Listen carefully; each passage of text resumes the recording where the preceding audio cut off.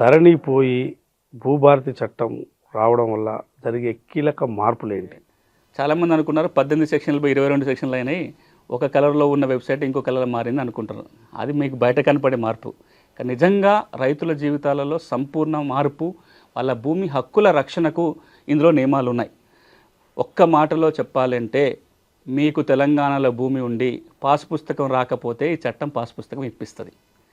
మీకు తెలంగాణలో భూమి ఉండి పాస్ పుస్తకం ఉంది కానీ తప్పులు ఉన్నాయంటే ఈ చట్టం మీ పుస్తకంలో ఉన్న తప్పుల్ని సవరించడానికి అవకాశం కల్పిస్తుంది. మీ తప్పుల సవరణకు మీ పుస్తకం తెచ్చుకోవడానికి కోర్టుల చుట్టూ తిరగకుండా రెవెన్యూ యంత్రాంగమే ఆ పని చేసే అవకాశం ఈ చట్టం కల్పిస్తుంది. మీరే దరఖాస్తు పెట్టాల్సిన పని లేదు. ప్రభుత్వం రెవెన్యూ సదస్సుల పేరుతోటో మరో కార్యక్రమం పేరుతోటో రెవెన్యూ అధికారులే గ్రామాలకు పోయి మళ్ళీ సమస్యల పరిష్కారం చేసే ఒక వెసులుబాటు ఈ చట్టం ఇస్తుంది. రెవెన్యూ అధికారులు గ్రామాలకు వెళ్ళటం మానేసి చాలా కాలమైంది. గడిచిన 10 ఏళ్ళుగా చూస్తే ఒకే ఒక్కసారి రెవెన్యూ యంత్రాంగం గ్రామానికి వెళ్ళింది. 2017లో భూరికాల ప్రక్షాళన చేసినప్పుడు తప్ప 2014 నుంచి 2025 11 ఏళ్ల కాలంలో రెవెన్యూ సిబ్బంది గ్రామాలకు పోయింది ఎక్కడ? అంతకంటే ముందు సంవత్సరానికి ఒకసారి ఏదో ఒక కార్యక్రమంతో రెవెన్యూ సిబ్బంది గ్రామాలకు పోయేది.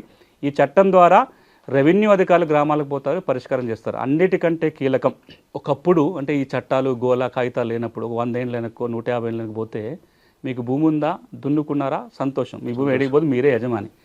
ఆ తర్వాత మీ చేతిలో శిస్తు కాగితం ఉంటే మీకు భూమి ఉన్నట్టు. ఈ రోజున ఎట్లాంటి పరిస్థితి అంటే, మీరు ఆర్ఓఆర్లో ఉంటేనే మీకు భూమి ఉన్నట్టు. నిజంగా భూమి ఉండి కూడా ఆర్ఓఆర్లో లేకపోతే మీకు ఏ బెనిఫిట్లు రావు. భూభారతి చట్టం ఏమంటుందంటే, తెలంగాణలో భూమి ఉన్న వాళ్ళ ప్రతి వ్యక్తి పేరు రికార్డులో వస్తుంది, రికార్డులో ఉన్న వాళ్ళందరికీ పాస్బుక్ వస్తుంది. మీ భూములకి భద్రత కల్పించే ఏర్పాటు భూభారతి ద్వారా జరిగింది. కానీ ఇక్కడ ఒకటి అర్థం చేసుకోవాలి మనం, వీటన్నిటికీ చట్టం వచ్చింది. చట్టం అమలు చేయడం కోసం యంత్రాంగాన్ని సంసిద్ధత చేస్తుంది ప్రభుత్వం. చట్టాన్ని ప్రజలకు తెలియజెప్పే ప్రయత్నం కూడా చేస్తుంది. అది ఇంకా చాలా కీలకమైన అంశం. చట్టాన్ని ప్రజలకు చెప్పాలని కూడా చట్టంలో రాసిపెట్టాం. ఎందుకంటే చట్టం ప్రజలకు తెలియకపోతే వాడుకోకపోతే ఇబ్బంది అవుతుంది. ఇప్పుడు జరగాల్సిన ప్రక్రియ ఏంటంటే, ఈ చట్టాన్ని రెవెన్యూ యంత్రాంగం పకడ్బందీగా అమలు చేయటం ఒక పక్కన, రైతులు దీన్ని వాడుకోవటం మొదలు పెట్టాలి. ఇప్పుడు నా పొలం దూరం నుంచి ఒక కాలువ పోతుంది, నీళ్ళ కాలువ పోతుంది. ఆ కాలువలో నీళ్ళు నా పొలానికి రావాలంటే నేను ఒక పైప్ అన్న వేసుకోవాలి, నా పొలం కాలువ దూవుకోవాలి. ఆ నీళ్ళు ఆటోమేటిక్గా నా పొలానికి రావు.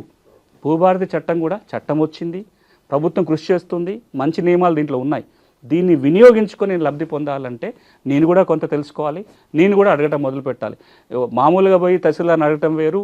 ఇప్పుడు మనం మాట్లాడిన అంశాలను కనుక చెప్పి పలానా సెక్షన్ ప్రకారం నాకు ఈ సమస్య తీర్చాలని అడిగితే కనుక ఫలితాలు వస్తాయి. సో నేను తెలంగాణ రైతాంగానికి విజ్ఞప్తి ఏంటంటే, ఓ చట్టం వచ్చింది, ఓ మంచి చట్టం వచ్చింది, దీన్ని వినియోగించుకొని హక్కుల చిక్కుల నుంచి బయటపడే ప్రయత్నం చేయాలి.